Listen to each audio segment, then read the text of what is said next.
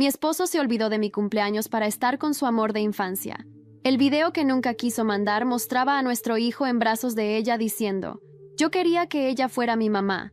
Esa noche, salí con los papeles del divorcio y un secreto. Estaba embarazada de su segundo hijo. Años después, nuestra hija reconoció a su medio hermano en el jardín de infancia, trayendo de vuelta ese pasado que yo intenté enterrar. «Señora Sánchez, habla la directora Castillo. Hubo un incidente con Sofía. ¿Podría venir al colegio de inmediato?» Su voz sonaba tensa al teléfono. El corazón se me aceleró mientras manejaba rumbo al jardín de infancia de Sofía. Su primera semana en una escuela nueva. Y ya había lío. Cuando llegué encontré a mi hija de 3 años sentada en la oficina de la directora. Los ojos rojos, hinchados. «¿Mami?» Saltó a mis brazos y escondió la cara en mi cuello. «Están mintiendo. Él es mi hermano. Se parece un montón al de tu foto». Se me heló la sangre. Solo podía ser un hermano. Diego, mi hijo con Alejandro, al que no veía desde hacía 4 años. La directora Castillo se notaba incómoda. «Señora Sánchez». Sofía se acercó a un alumno mayor en el recreo, insistiendo en que era su hermano. Cuando él lo negó, ella se alteró mucho. «¿Dónde está ahora?», pregunté, temiendo la respuesta. «Su padre acaba de recogerlo», dijo, y como si sus palabras lo hubieran invocado, la puerta se abrió. Alejandro entró al salón, alto e imponente. El tiempo solo había reforzado sus rasgos marcados. Mandíbula fuerte, presencia firme, esos ojos penetrantes que antes me miraban con amor, ahora se entrecerraban, llenos de sospecha, yendo de mí a la niña que tenía en brazos. Sofía lo miró con curiosidad. «Te pareces a mi hermano», dijo ella sin un atisbo de miedo. El silencio que siguió fue ensordecedor. Pude ver las piezas encajando en la mente de Alejandro. La edad de Sofía, sus rasgos, el momento en que me fui. «Valeria», dijo, «tenemos que hablar». 20 minutos después estábamos en una cafetería tranquila cerca del colegio. Sofía, entretenida coloreando, ajena a la tensión que flotaba entre nosotros. «¿Es mía?», preguntó sin rodeos, con voz baja para que Sofía no escuchara. Lo miré, firme. «Sí». Sus nudillos se pusieron blancos al apretar la taza de café. «Me mantuviste lejos de ella durante 4 años. Hice lo que tenía que hacer», respondí, esforzándome por sonar tranquila. «¿Lo que tenías que hacer?». Se inclinó hacia adelante, la rabia hirviendo por debajo de ese rostro contenido. «No tenías derecho a quitarme a mi hija. Y tú no tenías derecho a dejar que tu familia envenenara a nuestro hijo contra mí», repliqué. No iba a dejar que eso pasara otra vez con otro niño. Apretó la mandíbula. «¿Entonces esto fue venganza? ¿Negarme a mi hija por puro capricho?» «Protección», lo corregí. «Para los dos». En ese momento, Sofía levantó la mirada del dibujo, percibiendo la tensión. Acaricié su cabello y volvió a lo suyo. «Tranquila. ¿Por qué volviste a San Miguel?», preguntó. «Trabajo», respondí, sin dar detalles. «Están grabando uno de mis guiones aquí. No planeaba cruzarme contigo». Sus ojos se abrieron un poco. «¿Guión? ¿Estás escribiendo ahora?». Casi solté una risa. ¿De verdad pensaba que pasé 4 años llorando por él? «Escribo bajo seudónimo. Y me está yendo bastante bien». Antes de que pudiera responder, mi celular vibró con un mensaje de Lucía sobre una reunión con el director. Tomé las cosas de Sofía, lista para irme. «Esta conversación no ha terminado», dijo él, levantándose. «Por ahora sí», repliqué. «Tengo una reunión, y Sofía me necesita ahora. Quiero conocerla bien», insistió, «y entender por qué te fuiste así, de esa forma». Lo pensé por un instante y luego asentí. «Está bien, pero a mi manera». Sentí el latido de mi corazón retumbar contra el volante mientras atravesaba las calles empedradas de San Miguel. Eran pasadas las 5 de la tarde, y el sol dorado pintaba de nostalgia los edificios antiguos. Dentro de mí, una tormenta. Aquella notificación de la directora Castillo me había sacudido de raíz. «Señora Sánchez, hay un incidente con la Sofía». ¿Un incidente? ¿Mi hija señalando a algún niño y diciendo que era su hermano? Solo podía ser Diego. Entré al colegio, viendo a otros padres charlar en voz baja, rostros curiosos, y ahí estaba, mi pequeña, con los ojos hinchados, buscando mi abrazo. «Mamá», susurró, temblando, mientras se escondía en mi cuello. «Dicen que no, pero él es mi hermano». Sentí el mundo detenerse. «¿Cómo? ¿Cuándo?». La directora, con voz suave pero firme, me explicó que en el recreo, Sofía se había acercado a Diego, un niño más mayor, y había afirmado que era su hermano. Él la había mirado extrañado. Quería llevársela. Ahí, en ese despacho luminoso, con una maestra veterana observando con preocupación, comprendí que el choque no tenía marcha atrás. Tendría que enfrentar a Alejandro, y no de cualquier modo. Esa misma noche lo llamé. No le conté todo, solo lo suficiente para que se presentara. Pasé horas viendo fotos antiguas. En una, él sostenía a Sofía en brazos, apenas un bebé, y su expresión había sido de ternura absoluta. Me recordaba lo que nos unía, lo que él había dejado escapar. Me juré que esta vez no saldría huyendo. Cuando lo vi entrar en el salón, distinto, más serio, le sorprendió verme tranquila, con la niña abrazada contra mi pecho. Sofía alzó la cabeza y lo observó. «Te pareces a mi hermano», soltó. Sus ojos se endurecieron. Se acercó. La miró. Luego me miró a mí. «¿Valeria? ¿Es tuya?» «Sí», respondí. «Y esta vez, ella sí te necesita». Se oyó un ruido sordo en mi interior. No era solo la confirmación del parentesco, era el detonante de lo que haría a continuación. «¿Por qué nos separaste?» Nos machacó con la mirada. Respiré hondo. Esa pregunta aparecía en mi mente a diario, pero esta vez tendría respuesta. «Porque necesitaba protegerla», contesté, sin titubeo. Él frunció el ceño, incrédulo. «¿Y a mí?» «A ti nunca te perteneció el poder de destruir mi vida», con voz firme. «Tú elegiste quedarte callado mientras familiares tuyos me separaban de nuestro hijo. Ahora todo eso va a salir a la luz». Sus labios se apretaron. El silencio se cargó de tensión. Sofía, ajena al peso de lo que decíamos, jugaba con una figurita sobre la mesa. «¿Qué vas a hacer?», preguntó él con voz áspera. «Voy a contar toda la verdad», dije, segura. «A través de una serie que escribí. Habla de nosotros, nuestra historia, y de cómo mataron nuestro amor. Y ya está recibiendo atención. La gente está empezando a hablar». Los ojos de Alejandro se abrieron. Su semblante mostró sorpresa y rabia contenida. «¿Una serie?», asentí, hasta que dije, «Sí, bajo un seudónimo. Y el primer episodio expone a quien controló tu vida y destruyó la mía». Él se levantó, respirando con esfuerzo. Caminó hacia la puerta. No la abrió del todo. «Esto no va a terminar bien para nadie», susurró, casi para sí mismo, mientras salía. Me quedé mirando por la ventana cómo se alejaba, con Sofía dormida en mis brazos, exhausta después del día. Sabía que lo que acababa de plantar era una semilla de cambio, un principio de un fuego que no se apagaría, y yo estaba lista para verlo arder. Un correo en mi móvil marcó la siguiente chispa. «Reunión con director Lucía. Mañana a primera hora. Urgente». Mi mano tembló al sostener el teléfono. Lucía, mi amiga fiel, la que me ayudó cuando todo se derrumbó, siempre supo guardar secretos. Ahora, sin embargo, necesitaba algo más que su silencio. Sería mi aliada. Respiré profundo, sintiendo por primera vez esa determinación helada que me recorrió el cuerpo. Me acerqué a Sofía, la cubrí con una manta suave, la beso en la frente. Mientras la miraba dormir, supe que algo dentro de mí había cambiado para siempre. Ya no era la mujer asustada, la que huía con la barriga creciendo. Ahora era la artífice de su destino y de mi propia justicia. Y mañana, Lucía y yo activaríamos la primera pieza de este juego. Información, alianzas, exposición. El tablero estaba preparado, y lo que él pensó que sería un reencuentro inocente, resultaría ser solo la primera ficha en movimiento. Porque alguien que me daña debe pagar, y esta vez, las consecuencias caerían sobre todos los que alguna vez me dejaron de lado. Al día siguiente, me desperté con la alarma del móvil vibrando suave al lado de la cama. Sofía aún dormía. Su pequeña respiración acompasada me calmaba el pecho por segundos. Pero algo en mi cuerpo sabía que el día no traería paz. Me levanté con cuidado de no despertarla. Me vestí con ropa neutra pero elegante y conduje hasta el centro de producción donde me esperaba Lucía. Antes de salir, recibí otro correo del director de la serie. «Han confirmado entrevista con La Verdad de la Ficción. Necesitamos que estés preparada para posibles ataques personales». Lo sabía, lo presentía. Alejandro no se quedaría quieto, y menos ahora. Lucía me recibió con una sonrisa contenida, el tipo de sonrisa que usa cuando no sabe cómo darme una mala noticia. «Tenemos que hablar, vale», dijo sin rodeos, cerrando la puerta detrás de mí en su oficina del canal. «¿Qué pasó ahora?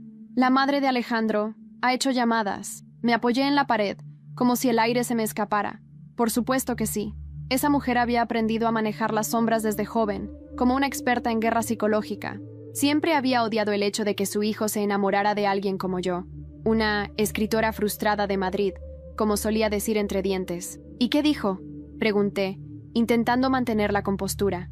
«Que tú estás usando la serie para manchar el nombre de su familia, que vas a destruir a Diego con todo esto. Y Valeria quiere una demanda por difamación si sigues». Reí, una risa amarga, irónica. ¿Ahora se preocupaban por Diego? A ese niño lo alejaron de mí como si no fuera carne de mi carne. Déjalos que intenten, dije. Y ahí es cuando Lucía me miró de una forma distinta. ¿Estás segura de que puedes con todo esto? Su voz se volvió más suave. Vas a desenterrar cadáveres, ¿vale? Y no todos están preparados para oler lo que sale de esas tumbas. Lucía, le respondí, apoyando las manos en la mesa. ¿Sabes qué me dio fuerza para escribir esa serie? Las noches en las que escuchaba a mi hijo llorar en el otro lado del teléfono, sin poder decir que era su madre. Las veces que tuve que explicarle a Sofía por qué su padre no estaba. Y ver a Alejandro sonriendo en redes sociales, fingiendo una vida perfecta. Eso es lo que me sostuvo. Ella asintió. Me pasó una carpeta con los documentos legales que necesitábamos para blindar la producción. Entonces vamos a hacerlo bien. Salí de la oficina con la sensación de estar armando algo mucho más grande que un guión. Estaba escribiendo justicia. Ese mismo día, la serie fue tendencia en Twitter España. Una escena en particular, en la que la protagonista se enfrenta a una suegra manipuladora y fría, había sido compartida miles de veces. Parece la vida real, decían los comentarios. Yo solo sonreía. A la tarde, pasé por la escuela a recoger a Sofía. Mientras salíamos del colegio, una mujer mayor nos observaba desde su coche. Gafas oscuras, labios fruncidos. Me bastó un segundo para reconocerla. La madre de Alejandro. No bajó del coche, solo me miró. Luego arrancó. Esa noche, cuando puse a Sofía a dormir, encontré una carta en el buzón del edificio, sin remitente, sin firma. Dentro, una única frase, escrita a mano. Tú no sabes de lo que soy capaz. Aún puedes parar esto. La caligrafía era perfecta, precisa, fría, como ella. Me senté en la cocina con la carta en la mano, y lo supe. Lo que venía no era solo una batalla pública. Iba a enfrentar algo más oscuro, secretos que su familia había escondido durante décadas. Lo que no sabía, aún, era que dentro de esos secretos estaba uno que cambiaría todo. Uno que incluso yo no estaba lista para enfrentar. Esa noche apenas dormí. Cada vez que cerraba los ojos, la imagen de esa carta aparecía como un zarpazo en mi mente. Tú no sabes de lo que soy capaz. Esa frase se repetía como un eco venenoso, envolviéndome en una inquietud que no me abandonaba. Pero no era miedo lo que sentía, era otra cosa, algo más antiguo, más profundo. Era ese instinto de mujer que ya ha perdido una vez y jura no volver a hacerlo. A la mañana siguiente, pasé por la productora. Tenía que hablar con el equipo de guionistas. El episodio 5 de la serie iba a tocar uno de los puntos más delicados, cómo una suegra había manipulado a un niño contra su propia madre. Y aunque estaba disfrazado de ficción, la escena era una réplica exacta de lo que me pasó con Diego. Mi único miedo era él, Diego. ¿Y si lo lastimaba más? En la sala de guionistas se respiraba una tensión densa. Uno de ellos, Nacho, me miró mientras cerraba su cuaderno. Han filtrado información, dijo sin rodeos. Alguien ha pasado el argumento del próximo episodio a la prensa y están atando cabos muy rápido. ¿Qué tipo de cabos?, pregunté. Lucía, que acababa de entrar, respondió en mi lugar, que tú eres Valeria Sánchez, que escribes bajo el seudónimo L. C. Ramírez, y que la historia no es solo ficción. Silencio. Ya no había marcha atrás. Respiré hondo. Tal vez era hora de que supieran, de dejar de esconderme detrás de nombres inventados. Si iban a atacarme, al menos lo harían sabiendo quién soy. Entonces démosles algo que recordar, dije mirando a Lucía. Ese mismo día grabamos una escena nueva. La actriz que interpretaba mi versión joven lloraba mientras una mujer elegante, altiva, le arrancaba de los brazos a su hijo, diciéndole que una madre de verdad no necesita hacer dramas. Era exactamente lo que me dijo la madre de Alejandro una noche, cuando Diego me pidió dormir en su casa y no conmigo. Salí del rodaje con el corazón apretado. Mientras caminaba por la calle, el móvil vibró. Un mensaje de número desconocido. Hoy, 20:00, Plaza del Reloj. Ven sola. Me detuve en seco. Supe que era ella. Y también supe que iba a ir. A las 8 en punto. Llegué a la plaza. Había poca gente. Turistas, parejas, alguna madre con niños. Y ahí estaba, Pilar, la madre de Alejandro, de pie junto a una fuente antigua, con la misma expresión imperturbable que tenía el día que me echó de su casa. «Has crecido», dijo como si habláramos del tiempo. «Y tú sigues creyendo que puedes controlarlo todo», respondí, sin levantar la voz. «No me subestimes, Valeria. Tengo contactos, tengo recursos, y sé cosas de ti que ni siquiera tú sabes». Sentí un escalofrío, no por sus amenazas, sino por el tono en que las decía, como si tuviera una carta bajo la manga. «Haz lo que tengas que hacer. Yo también sé cosas», dije, firme, Sé lo que hiciste con Diego. Sé de los sobornos, de las presiones al colegio, de las mentiras. Y ahora, todo eso será público. Ella sonrió. Una sonrisa fina, vacía. ¿Estás segura de que quieres arrastrar a tu hijo en medio de esto? Él ya está en medio, porque tú lo pusiste ahí. Me giré para irme. Ya había escuchado suficiente. Pero antes de que diera 2 pasos, su voz volvió a sonar, más baja. No sabes quién era Alejandro antes de ti, ni lo que hizo. Me detuve. No me giré. Pero su frase me perforó como un puñal en la espalda. Revisa el expediente de su primer trabajo en Valencia, añadió. Busca el nombre Adriana Lozano. Volví a casa con esa frase repicando en la cabeza. Esa noche no pude dormir. Busqué en internet. Revisé archivos viejos, noticias enterradas, hilos de foros olvidados. Y entonces apareció. Adriana Lozano, 24 años, desaparecida en 2015. Último lugar donde trabajó. Empresa de diseño dirigida por Alejandro Salvatierra. Mi sangre se heló. Mi Alejandro. ¿Era él parte de algo peor? ¿Era esa la amenaza real? Sentí que todo lo que sabía podía derrumbarse en segundos, porque si era cierto, si él estaba involucrado en algo así, entonces yo no solo había dormido con un traidor. Había amado a un monstruo. Pasé toda la noche sin cerrar los ojos. Frente al ordenador, la pantalla azul iluminaba mi rostro pálido. El nombre Adriana Lozano parecía arder en cada búsqueda. Había muy poca información. Una joven desaparecida en 2015, en Valencia, sin pistas claras. Nadie fue imputado, nadie interrogado. Solo desapareció, como si se la hubiese tragado la tierra. Excepto un pequeño detalle. En un artículo digital olvidado, mal redactado y con errores de fecha, se mencionaba a su jefe directo, Alejandro Salvatierra, director creativo. Era él. Tenía que serlo. Mis dedos temblaban sobre el teclado. Cuando salió el sol, me vestí como un autómata. Preparé el desayuno para Sofía, fingí una sonrisa mientras le hacía 2 trenzas rápidas. No podía permitir que notara nada, que sintiera el miedo que me estaba ahogando. La dejé en el colegio y conduje directamente al archivo municipal. Conseguí entrar gracias a un viejo contacto que debía un favor. Revisé carpetas antiguas, declaraciones truncadas, notas policiales. Lo encontré. Un informe incompleto de una trabajadora llamada Laura, que afirmaba que Adriana había tenido problemas personales con su jefe, un hombre muy respetado, pero extraño. Respiré hondo. Laura, la actual pareja de Alejandro. ¿Era coincidencia? Volví a casa y llamé a Lucía. Le conté todo. Su reacción fue inmediata. Tienes que parar la serie. ¿Perdona? Vale. Si él tiene algo que ver con esa desaparición, no estamos hablando solo de una historia personal. Estamos hablando de algo penal, criminal. Lucía, no puedo parar ahora. Si hay algo más, si lo que su madre me dijo es cierto, necesito saberlo. Necesito que se sepa. Entonces déjame ayudarte. Colgamos. 1 hora después, Lucía me envió un mensaje. Quedé con Laura. Quiere hablar y está nerviosa. El encuentro fue en una cafetería en Lavapiés. Laura llegó sin maquillaje, con una chaqueta que parecía demasiado grande para su cuerpo delgado. No saludó, solo se sentó, pidió un café y esperó a que Lucía hablara. ¿Qué pasó con Adriana?, preguntó Lucía sin rodeos. Laura bajó la vista. Sus uñas estaban mordidas hasta la carne. No sé si está muerta, pero sí sé que tenía miedo. Mucho. Alejandro la hacía quedarse hasta tarde. Ella me decía que él cambiaba, que tenía 2 caras. Pausó, tragó saliva. Una noche, ella me llamó llorando. Me dijo que había visto algo en su ordenador. Algo ilegal. No me explicó qué. Al día siguiente desapareció, sin dejar rastro. Sentí un sudor frío recorrer mi nuca. ¿Y tú no dijiste nada? Tenía 22 años. Él me amenazó.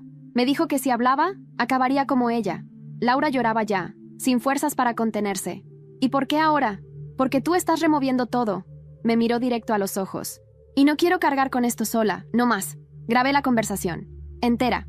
Lucía la guardó en una memoria USB sellada y la entregó a su abogado de confianza. No sabíamos aún si serviría como prueba, pero al menos era algo.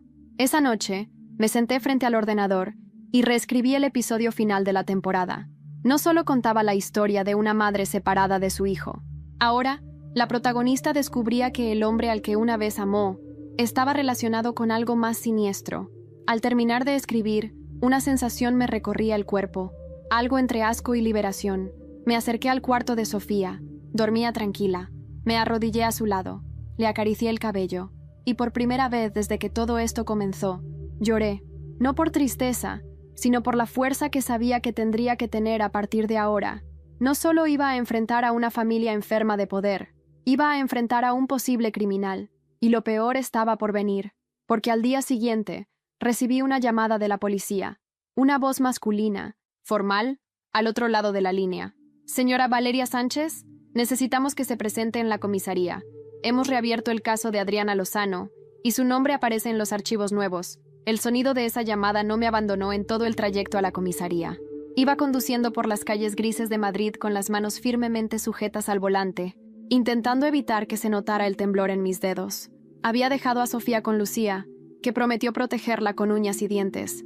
A pesar del miedo, sentí una fuerza extraña dentro de mí, como si estuviera caminando directo hacia una verdad inevitable, y no importaba el daño que pudiera hacer, tenía que llegar al fondo de todo.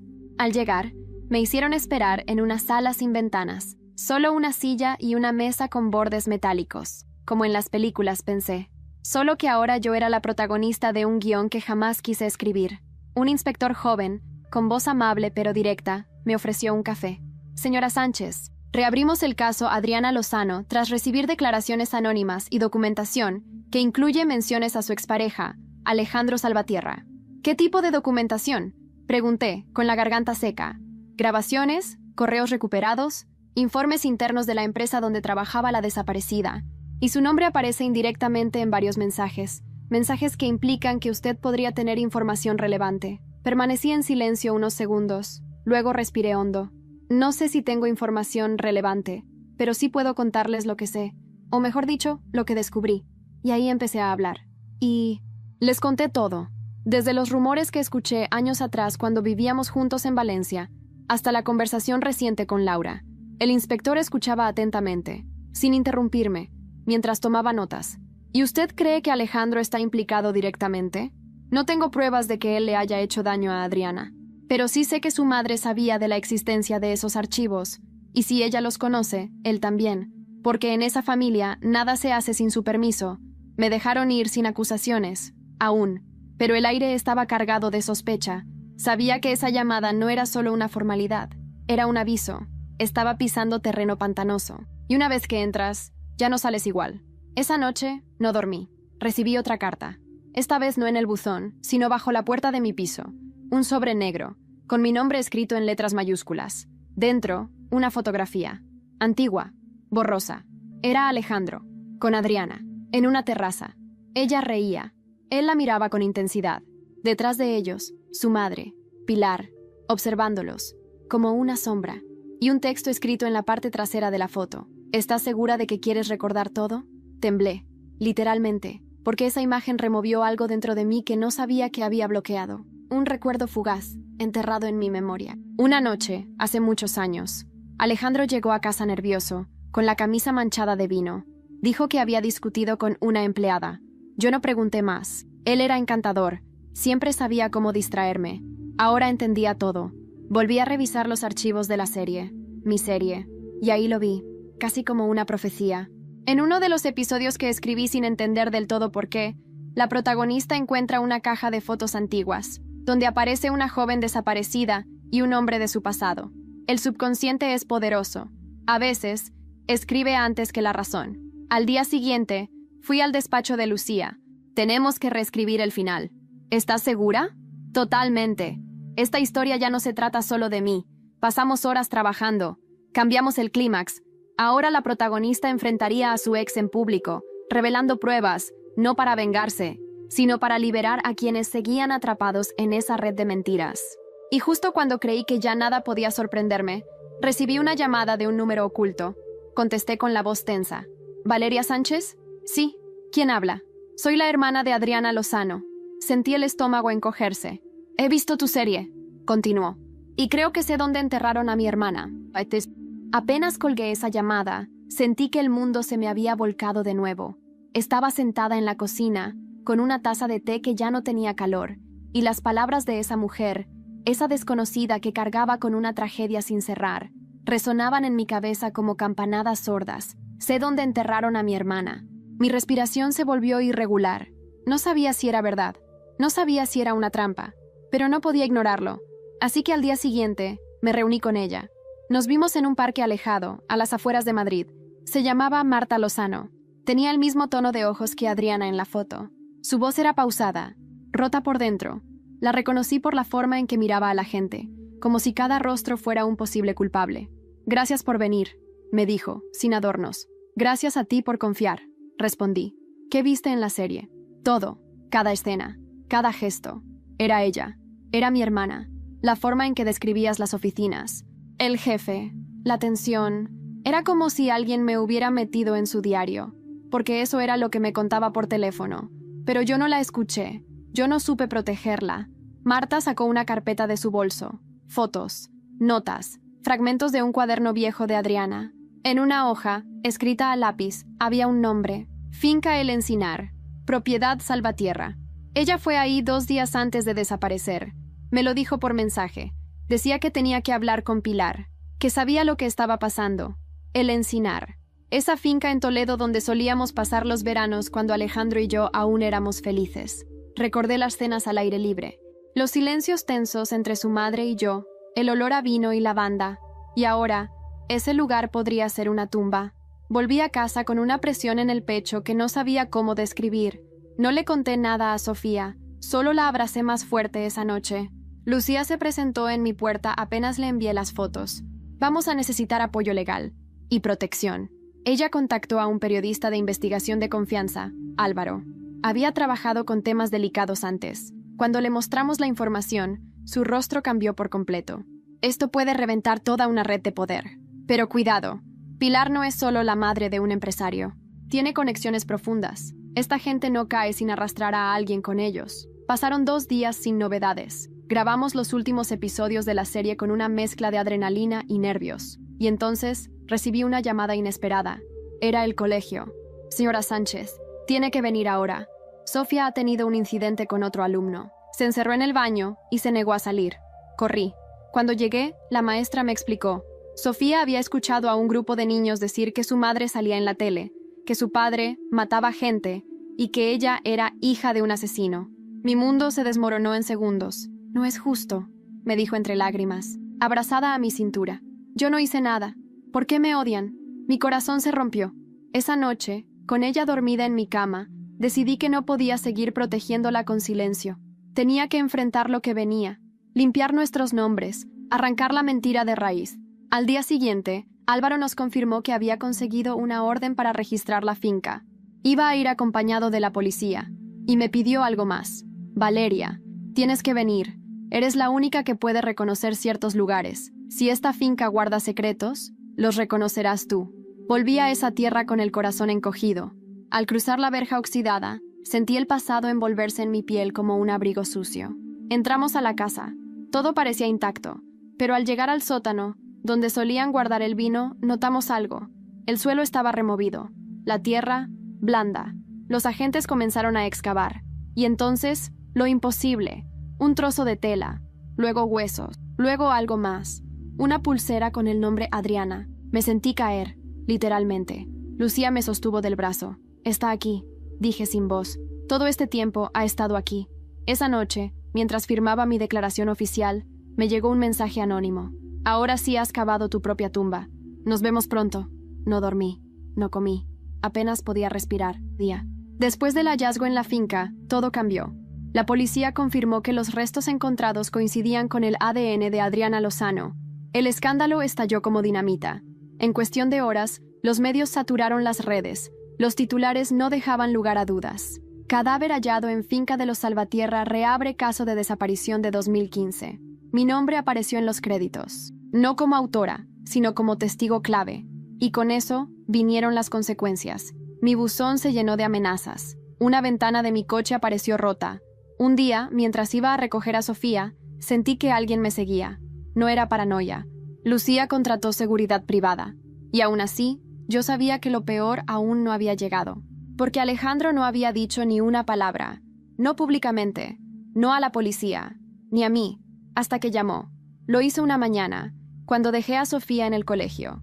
La pantalla del móvil mostraba su nombre, como una herida que nunca termina de cicatrizar. Contesté con la mandíbula apretada. «¿Qué quieres?» Su voz estaba tensa, no agresiva, pero distinta. como un hombre que ya no se esconde pero tampoco se entrega. Necesito verte, a solas. ¿Para qué? ¿Para negarlo todo otra vez? No voy a negar nada, Valeria. Solo necesito explicarte algo antes de que esto se acabe. Hay cosas que no sabes, que nadie sabe. El tono de su voz no era el Alejandro que yo conocía. Era otra persona. Accedí. Nos citamos en un lugar público, una cafetería en el centro, con cámaras, por si acaso. Él llegó puntual, vestido con ropa sencilla, barba crecida, ojeras profundas. Se sentó frente a mí y durante minutos no dijo nada. No vine a escucharte justificarte, dije cortante. Vine porque quiero oír lo que crees que te va a redimir. Alejandro tragó saliva. Yo no maté a Adriana, no directamente. Mi sangre se congeló. Indirectamente, ella descubrió algo. Algo que iba a arruinar a la empresa. Y mi madre no quería que eso pasara. Lo miré fijamente. ¿Estás diciendo que Pilar la mató? Él desvió la mirada. No tengo pruebas. Pero esa noche, yo no estaba. Me enviaron a Bilbao. Al volver, Adriana había desaparecido. Y mi madre dijo que se había ido por voluntad propia, que estaba desequilibrada. Yo lo creí. Quería creerlo. ¿Y cuándo encontraste la pulsera? Pregunté. ¿Y cuándo supiste que nunca recogió sus cosas? Me callé. Porque era más fácil. Porque tenía miedo. Porque ya había perdido el control de todo. Le lancé una mirada cargada de rabia y asco. ¿Sabes quién perdió el control de todo? Su hermana, su padre, la gente que aún esperaba verla entrar por la puerta. Y tú solo hiciste lo que siempre haces. Nada. Él apretó los dientes. Sé que no tengo derecho a pedirte nada, pero solo quiero que sepas que, aunque no toqué a Adriana, sí fui cómplice. Por silencio. Por cobardía. Guardamos silencio unos segundos. Entonces lo dije. La policía va a por tu madre.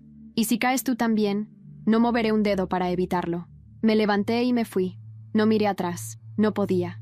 Al día siguiente, Pilar fue detenida. La imagen de ella entrando a la comisaría, esposada, impoluta como siempre pero derrotada, dio la vuelta al país. Su cara, su apellido, su mundo, todo se desmoronaba. Sofía me abrazó esa noche sin entender del todo lo que ocurría, pero sintiendo mi alivio. ¿Ahora sí estamos bien, mamá?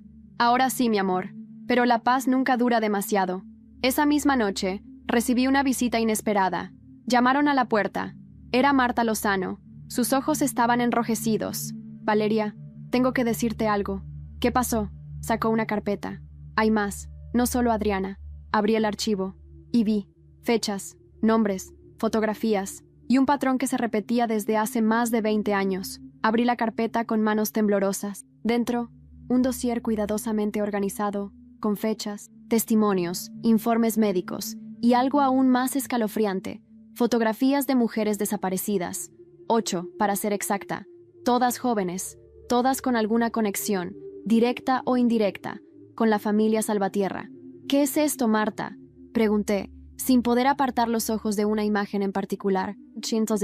Una chica de cabello oscuro, sonrisa tímida, que se parecía tanto a mí que sentí un escalofrío subir por la columna. Es un patrón, respondió ella, en voz baja. No lo vi al principio. Pensé que Adriana fue un caso aislado, una tragedia. Pero empecé a recibir mensajes anónimos después de que se hiciera pública tu serie. Personas que decían conocer historias parecidas. Y cuando las investigué, todas llevaban al mismo lugar, a la empresa Salvatierra o a sus filiales. Las manos me sudaban. No era solo miedo, era horror. Una sensación de estar en medio de algo tan grande, tan retorcido, que costaba creerlo real. ¿Y qué hacemos con esto?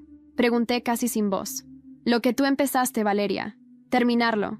Decidimos entregarlo todo al periodista Álvaro, quien inmediatamente contactó a un equipo de abogados y a la policía.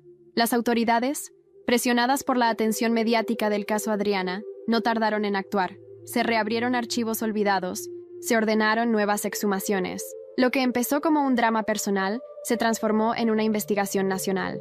Mientras tanto, la serie alcanzaba cifras históricas. Cada episodio era diseccionado por miles en redes sociales, foros, programas de debate, pero yo ya no lo veía como una victoria creativa.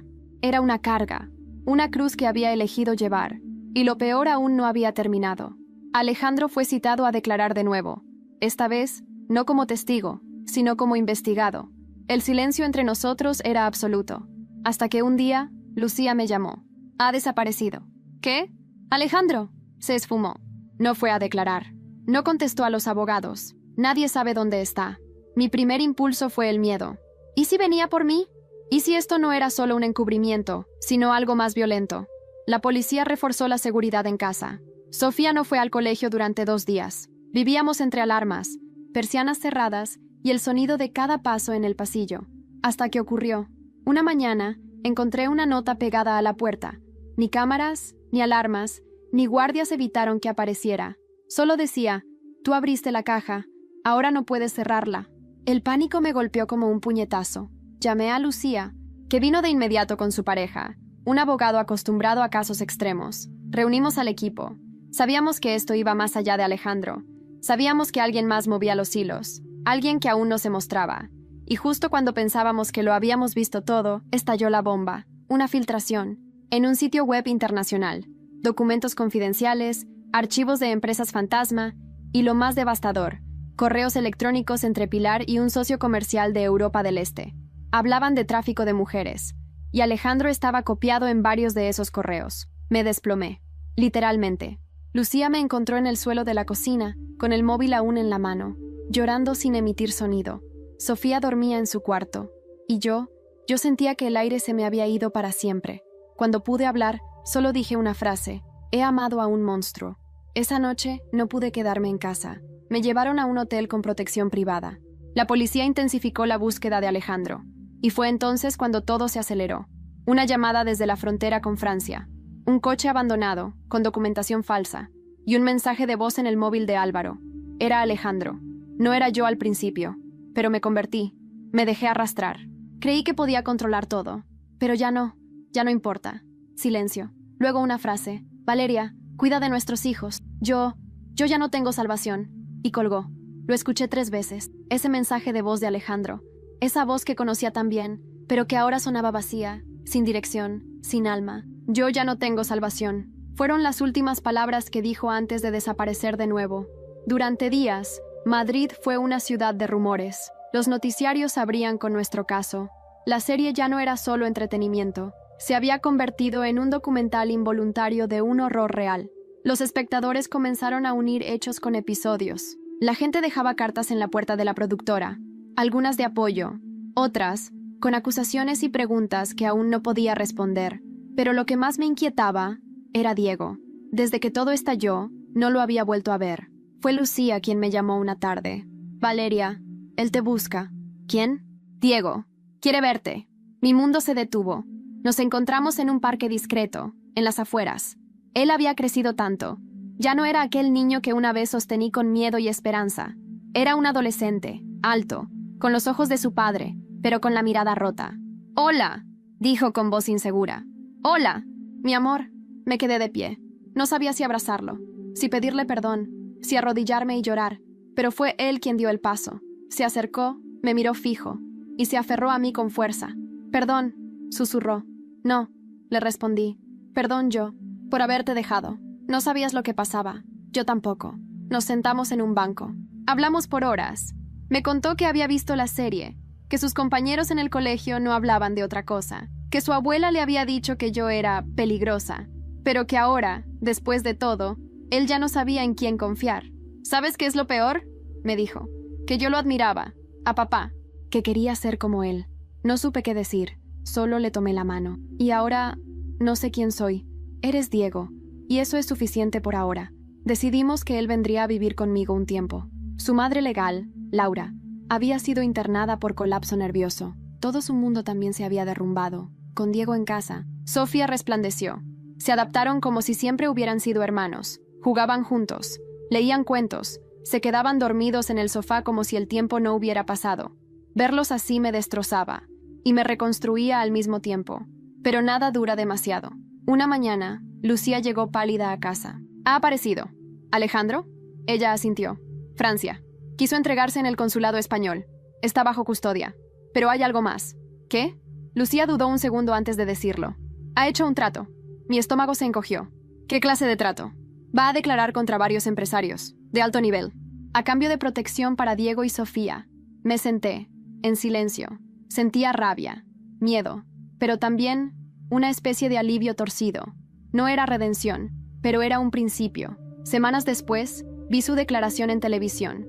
Alejandro, esposado, flaco, envejecido, con los ojos bajos, revelando una red que operaba desde hacía décadas. Gente poderosa, gente que jamás imaginé, incluyendo a políticos, jueces, empresarios. Fue el inicio de un terremoto judicial en España, pero para mí era el final de algo más íntimo, de una pesadilla que me había robado años. Amor, dignidad. La serie ganó premios, fue traducida a 5 idiomas. Recibí ofertas para adaptarla al cine, pero eso ya no importaba tanto. Lo único que quería era ver a mis hijos crecer sin miedo. Una noche, con Diego y Sofía dormidos en el sofá, encendí una vela y tomé una caja de cartas antiguas, las que nunca envié, las que escribí cuando me fui, embarazada y rota. Las leí en voz baja, una por una, como si fueran plegarias, y al terminar, encendí una cerilla y las quemé. Todo lo que necesitaba estaba aquí, vivo, respirando, riéndose en el cuarto de al lado. Y yo, por fin, estaba lista para empezar de nuevo. Pero justo cuando me dispuse a apagar la vela, mi móvil vibró. Un número desconocido. Respondí sin pensar. Una voz femenina, suave, dijo: «Señora Sánchez, no me conoce, pero trabajé para Pilar hace años, y creo que hay algo que aún no ha descubierto». Mi corazón se detuvo. «¿Qué cosa?». La mujer suspiró. «Una caja, en su casa de Sevilla, con documentos y una carta que lleva su nombre». Viajé a Sevilla con el pulso acelerado y la mente en guerra. No sabía qué esperaba encontrar en esa casa. Pilar había sido arrestada hacía semanas, pero su mansión permanecía clausurada, envuelta en ese silencio opulento que solo los secretos saben conservar. La mujer que me llamó, Teresa, era una ex empleada de confianza que lo había visto todo, pero que había callado por miedo. Hasta ahora, nos encontramos frente al portón de hierro forjado. Me entregó una llave envuelta en tela. «Está en el desván. A la izquierda. Hay un baúl azul. No lo abras aquí. Llévatelo». Y se marchó. Entré sola. El interior olía a humedad, perfume antiguo y polvo. Subí las escaleras que crujían con cada paso. El desván era un mundo olvidado. Juguetes viejos, cajas de porcelana, retratos familiares. Y ahí estaba, el baúl azul. Lo llevé conmigo, hasta Madrid. Lo abrí en casa, con Lucía a mi lado, los niños dormidos. Dentro, sobres, fotos, cartas y una carpeta roja con mi nombre en letras claras. La abrí y entonces lo entendí todo. Pilar había llevado un diario, detallado, frío, clínico, como una mente que necesitaba controlar hasta el recuerdo. En sus palabras, admitía la manipulación de Diego, los sobornos, las amenazas, pero también revelaba algo más. Alejandro no era su único hijo. Tenía un hermano, un medio hermano. Uno que había desaparecido en circunstancias sospechosas, años antes de que yo llegara a sus vidas. Un patrón, una repetición. El monstruo no nació de la nada. El monstruo fue criado. Pilar había moldeado a Alejandro desde niño para ser lo que ella no pudo ser. Poderosa, invencible, intocable. Pero su mayor error fue no prever que un día, alguien como yo, vendría a romper ese molde. La policía tomó la carpeta como parte de la investigación. Fue la pieza final para desmontar todo un sistema de corrupción, violencia y abuso de poder.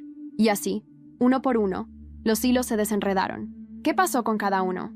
Alejandro Salvatierra, tras su declaración completa, fue condenado a 25 años de prisión. Su testimonio permitió capturar a otras 14 personas involucradas. Hoy, cumple su condena en un centro de alta seguridad. Me escribió una carta. No la abrí. No aún. Pilar Salvatierra murió en custodia preventiva. Un infarto. Ni siquiera llegó al juicio. Algunos lo llamaron justicia poética. Yo no sentí nada.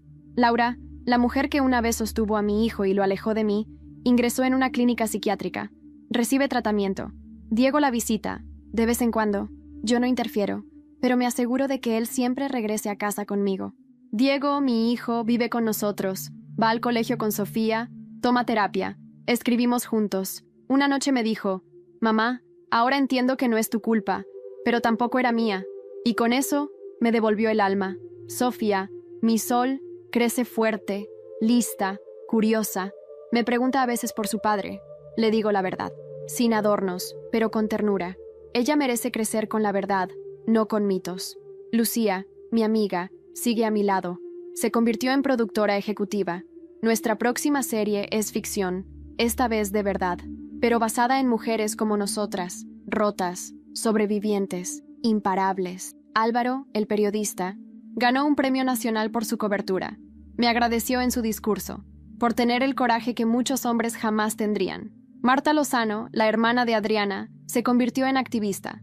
Fundó una ONG para ayudar a mujeres desaparecidas y sus familias. Su primera campaña usó una imagen poderosa: una mujer de espaldas, caminando hacia la luz. El lema: contamos nuestras historias, porque nadie más lo hará.